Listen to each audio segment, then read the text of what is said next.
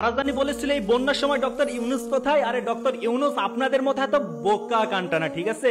সে এই বন্যার সময় নিজের ছবি ভিডিও ফেসবুকে আপলোড করেনি, কিংবা হেলিকপ্টার করে বন্যা দুর্গত এলাকার মানুষদের দেখতেও যায়নি, এমনকি তার টিস্যু বা রুমাল দিয়ে চোখের পানি মুছে অভিনয় করেনি। সে কি করেছে? 44টা এনজিওর সাথে বৈঠক করে এই বন্যা দুর্গত এলাকার মানুষদের জন্য 1000 কোটি টাকা বাজেট করেছে। কিন্তু আপনার জননীর আমলে যখন বন্যা হয়েছে তখন তিনি হেলিকপ্টার করে সেগুলো দেখে বেরিয়েছে এবং টিস্যু এবং রুমাল দিয়ে চোখের পানি মুছে অভিনয় করতে করতে তিনি বড় অভিনেতা হয়ে গিয়েছিল। কিন্তু জ্ঞানী মানুষের পরিচয় এইবার আপনারা পেলেন। জ্ঞানী মানুষ কখনো ফটফট ফটফট করে সবার সামনেও আসবে না, নিজের ছবি ভিডিও প্রকাশ করে নিজে ভাইরাল হবে না, তিনি ব্রেনে কাজ করবেন।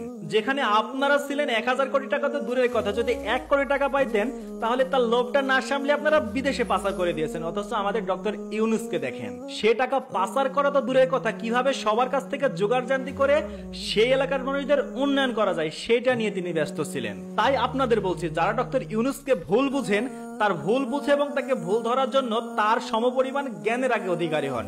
যদিও তার সমপরিমাণ জ্ঞানের অধিকারী হতে পারবেন না, বাট তার কাজ এবং তার কর্ম এবং তার কথা যে কোন যুক্তিতে বলছে অন্তত সেইটা বোঝার যোগ্যতা অর্জন করেন, তারপরে এসেন ডক্টর ইউনুসের ভুল ধরতে।